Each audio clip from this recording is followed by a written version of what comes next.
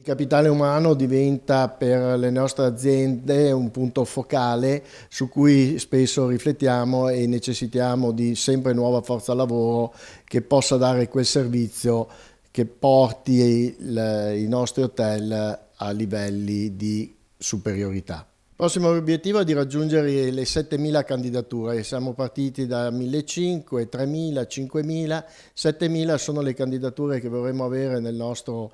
sito Lavorare a Jesolo per dimostrare che la città è sicuramente ad alta attrazione non solo per il turista ma anche per il capitale umano e per tutti quei soggetti che abbiano voglia di lavorare a Jesolo. Oltre a questi 7.000 ricordiamoci poi anche gli innumerevoli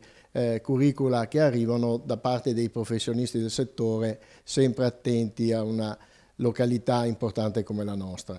Indubbiamente i settori cucina e sala da pranzo fanno la parte del leone con circa un 20%, ma anche settori quali housekeeping, quindi cameriere ai piani e segreteria non sono da meno, per poi tutto il mondo dei generici che può interessare indubbiamente una parte dei lavoratori. Con una Pasqua a ridosso dei primi di aprile le aperture saranno notevoli, ma ricordiamoci che ormai Jesolo è aperta tutto l'anno, molti sono gli alberghi che diciamo fanno l'intera stagione, cioè l'intero anno, e quindi avremo sicuramente necessità di lavorare e di avere un capitale umano che per questi mesi ci aiuti.